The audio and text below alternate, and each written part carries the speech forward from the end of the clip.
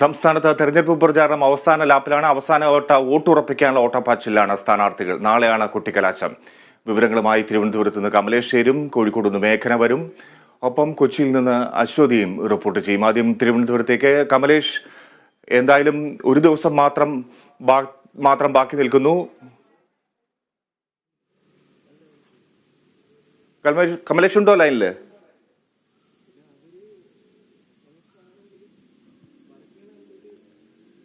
Fiji കേൾക്കാം. Okay Kamlesh, ഒരു ദിവസം മാത്രം ബാക്കി നിൽക്കുന്നു. കൊട്ടിക്കലാശത്തിന് ഒരു ദിവസമാണ് ഉള്ളത്. അവസാനവട്ടം എത്രമാത്രം ആത്മവിശ്വാസത്തിലാണ് സ്ഥാനാർത്ഥികൾ?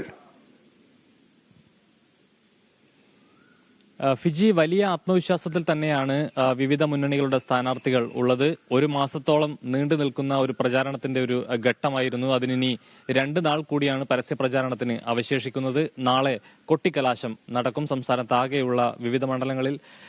മറ്റന്നാൾ ഈ പറഞ്ഞതുപോലെ തന്നെ നിശബ്ദ പ്രചരണമാണ് നടക്കുക. അത് അടുത്ത നാൾ, അതായത് 26-ാം തീയതി കേരളം പോളിംഗ് ബൂത്തുകളിലേക്ക് പോവുകയാണ്. രാജ്യത്തെ രണ്ടാം ഘട്ട തെരഞ്ഞെടുപ്പ് നാളെ 26-ന് നടക്കുന്ന സാഹചര്യമാണ്. ഏതായാലും മറ്റ് നേരത്തെ ഉണ്ടായിരുന്ന തെരഞ്ഞെടുപ്പുകളെ അപേക്ഷിച്ച് നോക്കുമ്പോൾ ഒരല്പം കൂടുതൽ സമയം ഈ തെരഞ്ഞെടുപ്പിന്റെ പ്രചരണ രംഗത്ത് സ്ഥാനാർത്ഥികൾ ഉണ്ടായിരുന്നു എന്ന് തന്നെ മനസ്സിലാക്കേണ്ടി വരും. ഒരു മാസത്തിന് മുൻപ് തന്നെ അതായത് ഇലക്ഷൻ കമ്മീഷൻ തെരഞ്ഞെടുപ്പിന്റെ തീയതി പ്രഖ്യാപിക്കുന്നതിന് മുൻപ് തന്നെ സ്ഥാനാർത്ഥികൾ മണ്ഡലങ്ങളിൽ സജീവമായിരുന്നു.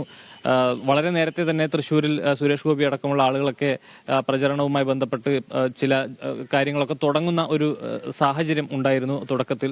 തിരുവനന്തപുരത്തെ സംബന്ധിച്ചാണെങ്കിലും LDF നേരത്തെ തന്നെ സ്ഥാനാർത്ഥികളെ പ്രഖ്യാപിക്കുന്ന ഒരു സാഹചര്യമുണ്ടായി. ആ നിലയിൽ അപ്പോൾ തന്നെ പ്രചരണം ആരംഭിക്കുകയും ചെയ്തു. BJP ആണ് ഏറ്റവും ഒടുവിൽ, NDA ആണ് ഏറ്റവും ഒടുവിൽ സ്ഥാനാർത്ഥി പ്രഖ്യാപനം നടത്തുന്ന ഒരു സാഹചര്യം ഉണ്ടായിട്ടുള്ളത്. ഏതായാലും കടുത്ത ചൂട് നിലനിൽക്കുന്ന ഒരു സാഹചര്യം കൂടിയാണ്. സംസ്ഥാനത്തെ ഒരു കാലാവസ്ഥ ആ നിലയിലാണുള്ളത്. ഈ ചൂടിനെയൊക്കെ വകവെക്കാതെ ഒരു മാസക്കാലം നീണ്ടു നിൽക്കുന്ന ഒരു പ്രചാരണ രംഗമാണ്, ഒരു ഘട്ടമാണ് ഇപ്പോൾ കടന്നിട്ടുള്ളത്. ഇനി 2 നാൾ കൂടിയാണ് ആ നിലത്തിൽ ശബ്ദഘോഷങ്ങളോട് കൂടിയുള്ള ഒരു പ്രചാരണം നടക്കുക. നാളെ കൊട്ടിക്കലാശമാണ്. ആ നിലയിൽ വലിയ ഒരു നേരത്തെ തന്നെ, അതായത് ഈ പ്രചരണത്തിന്റെ ഒരു ഘട്ടം വരെയും സംസ്ഥാനത്തെ വിവിധ രാഷ്ട്രീയ വിഷയങ്ങളൊക്കെ ചർച്ചയായെങ്കിലും പിന്നീട് വലിയ തരത്തിൽ അതായത് ലോക്സഭാ തെരഞ്ഞെടുപ്പ് ആയതുകൊണ്ട് തന്നെ ദേശീയ രാഷ്ട്രീയത്തിലുള്ള മറ്റ് കാര്യങ്ങളടക്കം വലിയ നിലയിൽ ചർച്ചയാവുന്ന സാഹചര്യമുണ്ടായി. ദേശീയ നേതാക്കൾ സംസ്ഥാനത്ത് വിവിധ മണ്ഡലങ്ങളിൽ ക്യാമ്പ് ചെയ്യുന്ന സാഹചര്യമുണ്ടായി. ആ നിലയിൽ വലിയ നിലയിലുള്ളൊരു പ്രചരണം തന്നെയാണ് ഇതുമായി ബന്ധപ്പെട്ട് നടന്നിട്ടുള്ളത്. ഇനിയിപ്പോൾ ഇന്നും നാളെയും മാത്രമാണ് ഈ നിലയിലുള്ളൊരു പ്രചരണത്തിന് അവശേഷിക്കുന്നത് എന്നാണ് ഏറ്റവും പ്രധാനപ്പെട്ട കാര്യം. അതിൽ ഇന്നിപ്പോൾ വലിയ തരത്തിലുള്ള മെഗാ റാലികളൊക്കെയാണ് തിരുവനന്തപുരം മണ്ഡലത്തെ സംബന്ധിച്ച് വിവിധ സ്ഥാനാർത്ഥികൾ നടത്തുന്നത്. അതിൽ ഏറ്റവും പ്രധാനപ്പെട്ടത് ഒരു മെഗാ റോഡ് ഷോ, LDFന്റെ സ്ഥാനാർത്ഥിയായിട്ടുള്ള പന്ന്യൻ രവീന്ദ്രന്റെ നേതൃത്വത്തിൽ ഒരു മെഗാ റോഡ് ഷോയാണ് ഇന്ന് പ്രധാനമായും നടക്കുന്നത്.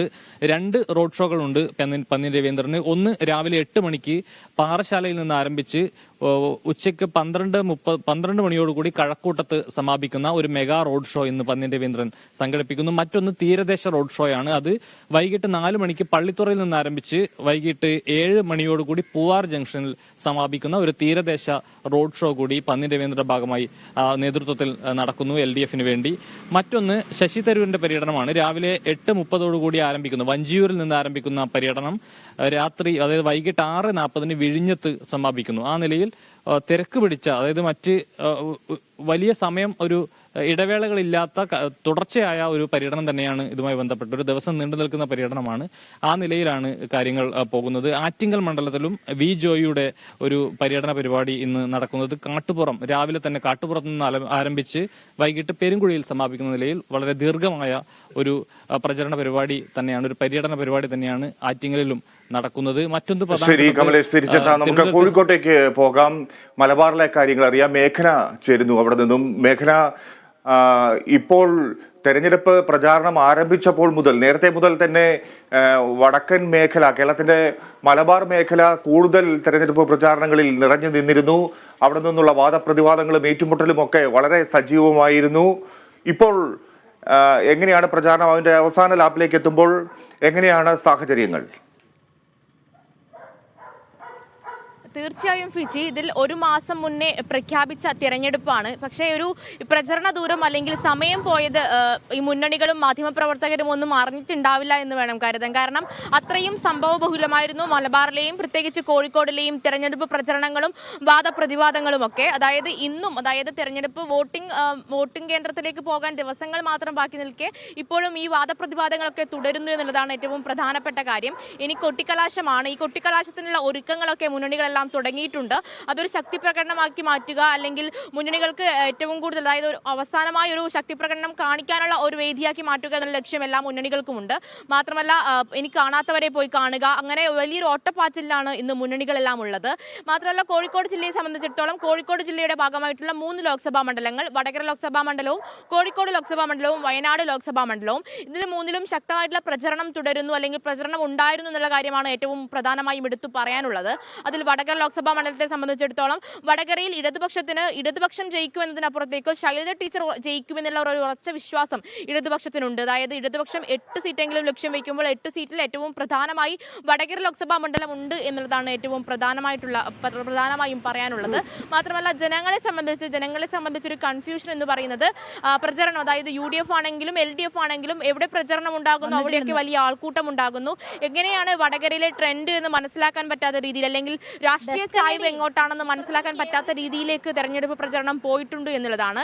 അതിൽ വിവിധങ്ങളായിട്ടുള്ള വിഷയങ്ങൾ ചർച്ചയായി. അതായത് മുരളീധരൻ മണ്ഡലം മാറി മത്സരിക്കാൻ തുടങ്ങുന്ന ആ സമയം മുതൽ ഇന്ന് വരെ, അതായത് സൈബർ ആക്രമണം വരെ എത്തി നിൽക്കുന്നു ഇവിടുത്തെ തെരഞ്ഞെടുപ്പ് പ്രചരണം എന്ന് പറയുന്നത്. അതിൽ പ്രധാനമായും ജനങ്ങളുടെ പരാതി എന്ന് പറയുന്നത് ആരോഗ്യകരമല്ലാത്തൊരു ചർച്ചയിലേക്ക് വടകരയിലെ പ്രചരണ രീതികൾ മാറി. അവിടെ വികസനം അടക്കമുള്ള കാര്യങ്ങൾ ചർച്ച ചെയ്യാതെ പോയി എന്നുള്ള ഒരു വിമർശനം ജനങ്ങളുടെ ഭാഗത്തുനിന്നുണ്ട്. ഒരു സൈബർ ആക്രമണത്തിലേക്കും, മാത്രമല്ല പാനൂരിലെ ബോംബ് സ്ഫോടനം അടക്കമുള്ള എപ്പോഴും ചർച്ചയാകാറുള്ള TP ചന്ദ്രശേഖരൻ വധക്കേസ് അടക്കമുള്ള വിഷയങ്ങൾ വടകരയിൽ ചർച്ചയായിട്ടുണ്ട്. മാത്രമല്ല അവിടെ ശൈലജ ടീച്ചറുടെ ഒരു വ്യക്തിപ്രഭാവം, ആ വ്യക്തിപ്രഭാവത്തെ മറികടക്കാൻ ഷാഫി പറമ്പിലിനാകും എന്നുള്ള ഒരു കരുതലിലാണ് UDFും ഉള്ളത്. പിന്നീട് കോഴിക്കോട് ലോക്സഭാ മണ്ഡലത്തിലേക്ക് വരുമ്പോൾ കോഴിക്കോട് ലോക്സഭാ മണ്ഡലത്തിൽ MK രാഘവൻ തുടർച്ചയായ വിജയം നേടിവരുന്ന ഒരു മണ്ഡലമാണ്. അതിനെ തകർക്കുക, അതിനെ മറികടക്കുക എന്നുള്ള ഒരു ഉത്തരവാദിത്വം തന്നെയാണ് എളമരം കരീമിന് പാർട്ടി നൽകിയിട്ടുള്ളത്. അതിനുവേണ്ടിയുള്ള കഠിന ശ്രമത്തിലാണ് എളമരം കരീമും ഉള്ളത്. മാത്രമല്ല വിവിധങ്ങളായിട്ടുള്ള വിഷയങ്ങൾ, ബേപ്പൂർ തുറമുഖം അടക്കമുള്ള എയിംസ് അടക്കമുള്ള കോഴിക്കോട് ജില്ലയ്ക്ക് ലഭ്യമാകേണ്ട ചില പദ്ധതികൾ ലഭിച്ചില്ല എന്നുള്ള അടക്കമുള്ള വിമർശനങ്ങൾ ഉയർത്തിക്കൊണ്ടാണ് ഇവിടെ എളമരം കരീം വോട്ട് ചോദിക്കുന്നത്. MK രാഘവൻ MP ആകട്ടെ തുടർച്ചയായ വർഷങ്ങളായി നടത്തിവരുന്ന വികസന പ്രവർത്തനങ്ങൾ ചൂണ്ടിക്കാട്ടി MK രാഘവനും വോട്ട് ചോദിക്കുന്നുണ്ട്. മാത്രമല്ല കോഴിക്കോട് ജില്ലയെ സംബന്ധിച്ചിടത്തോളം 38% ന്യൂനപക്ഷ വോട്ടുകളുള്ള മണ്ഡലമാണ്. അതുകൊണ്ട് തന്നെ തുടക്കം മുതൽ തന്നെ പൗരത്വ ഭേദഗതി അടക്കമുള്ള വിഷയങ്ങൾ, മാത്രമല്ല മുസ്ലിം ലീഗും സമസ്തയും വലിയ പ്രാധാന്യം അർഹിക്കുന്നുണ്ട് കോഴിക്കോട് ജില്ലയിൽ. അതുകൊണ്ട് തന്നെ ഇത്തരം ഇതുമായി ബന്ധപ്പെട്ട് ന്യൂനപക്ഷങ്ങളെ ബാധിക്കുന്ന തരത്തിലുള്ള വിഷയങ്ങൾ, പൗരത്വ ഭേദഗതി അടക്കമുള്ള വിഷയങ്ങൾ വലിയ തരത്തിൽ കോഴിക്കോട് ജില്ലയിൽ ചർച്ചയായിട്ടുണ്ട്. അത് തന്നെയായിരുന്നു ഏറ്റവും പ്രധാനപ്പെട്ട തിരഞ്ഞെടുപ്പ് വിഷയം എന്ന് പറയുന്നത്. മാത്രമല്ല RMP അടക്കമുള്ള ചെറിയ പാർട്ടികൾ അവയൊക്കെ ഈ തെരഞ്ഞെടുപ്പ് ഏറ്റവും കൂടുതൽ പ്രാധാന്യം അർഹിക്കുന്നു എന്നുള്ളതാണ് ഏറ്റവും പ്രധാനപ്പെട്ട കാര്യം. മറ്റൊന്ന് വയനാട് ലോക്സഭാ മണ്ഡലമാണ്. വയനാട് ലോക്സഭാ മണ്ഡലത്തിൽ ദേശീയ നേതാക്കൾ മത്സരിക്കുന്നു എന്ന പ്രത്യേകതയുണ്ട്. മാത്രമല്ല BJPയെ സംബന്ധിച്ചിടത്തോളം BJPയുടെ സംസ്ഥാന അധ്യക്ഷനാണ് മത്സരിക്കുന്നത്. ആനി രാജ ഈ രാഹുൽ ഗാന്ധിക്ക് കഴിഞ്ഞ തവണ ലഭിച്ച 4 ലക്ഷത്തിലധികം വരുന്ന ഭൂരിപക്ഷം കുറയ്ക്കുക എന്ന ലക്ഷ്യത്തിൽ തന്നെയാണ് ഇറങ്ങിയിരിക്കുന്നത്. ഈ ഭൂരിപക്ഷം കുറയ്ക്കുക എന്നുള്ള ഉത്തരവാദിത്വം, അല്ലെങ്കിൽ BJPക്ക് ശക്തമായിട്ടുള്ള എതിരാളി, അല്ലെങ്കിൽ രാഹുൽ ഗാന്ധിക്ക് ശക്തമായിട്ടുള്ള എതിരാളിയെ നിർത്തുന്നു എന്നുള്ള ഒരു ആത്മവിശ്വാസം LDFനെ സംബന്ധിച്ചിടത്തോളം ഉണ്ട്. മാത്രമല്ല നാളെ ദേശീയ നേതാക്കളായിട്ടുള്ള ഖാർഗെ അടക്കമുള്ളവർ വയനാട് മണ്ഡലത്തിലേക്ക് എത്തുന്നു. പ്രിയങ്ക ഗാന്ധി ആയിരിക്കും നാളെ കൊട്ടിക്കലാശം നയിക്കുന്നുണ്ടാവുക. രാഹുൽ ഗാന്ധി ആരോഗ്യ കാരണങ്ങളാൽ നാളെയും മണ്ഡലത്തിലേക്ക് എത്തില്ല എന്നറിയുന്നു.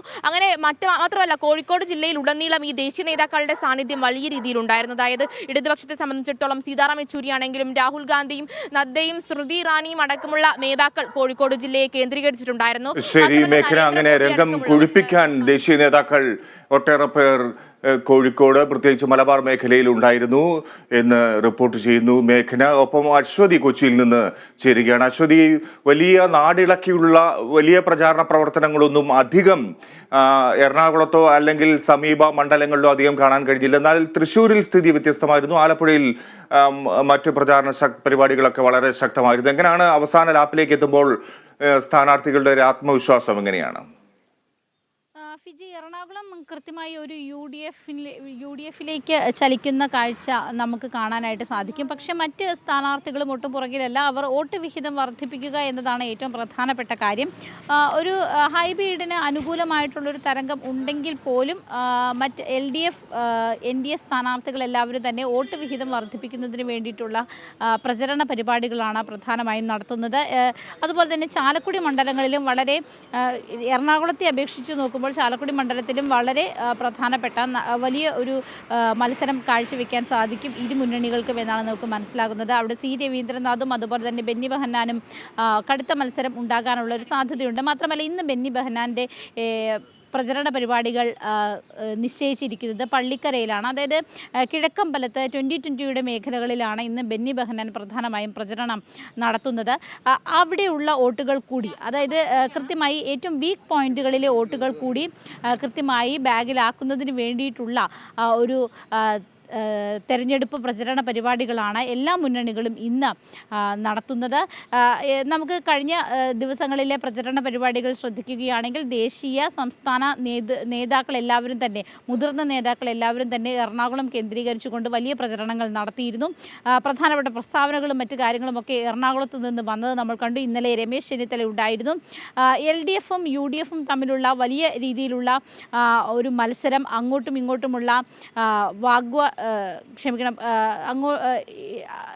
രണ്ട് മുന്നണികളും പരസ്പരമുള്ള പ്രസ്താവനകൾ, ആരോപണങ്ങൾ ഒക്കെ ഉണ്ടാകുന്ന സമയത്ത് തന്നെ NDA പ്രത്യേകിച്ച് BJP ഈ വിഷയത്തിൽ LDFിനെ UDFിനെയും കടന്നാക്രമിക്കുന്ന കാഴ്ചയാണ് നമ്മൾ കണ്ടത്. പ്രത്യേകിച്ച് പിണറായി വിജയനെ കടന്നാക്രമിക്കുന്ന ഒരു കാര്യം.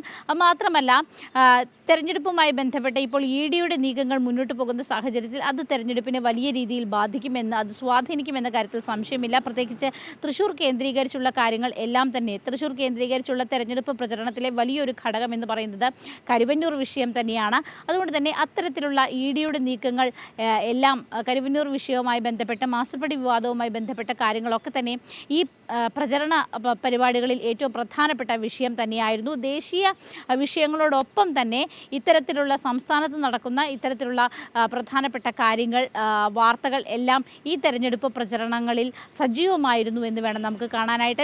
അടുത്ത 2 ദിവസം കൂടിയുണ്ട്. ആ 2 ദിവസങ്ങളിലും ഏറ്റവും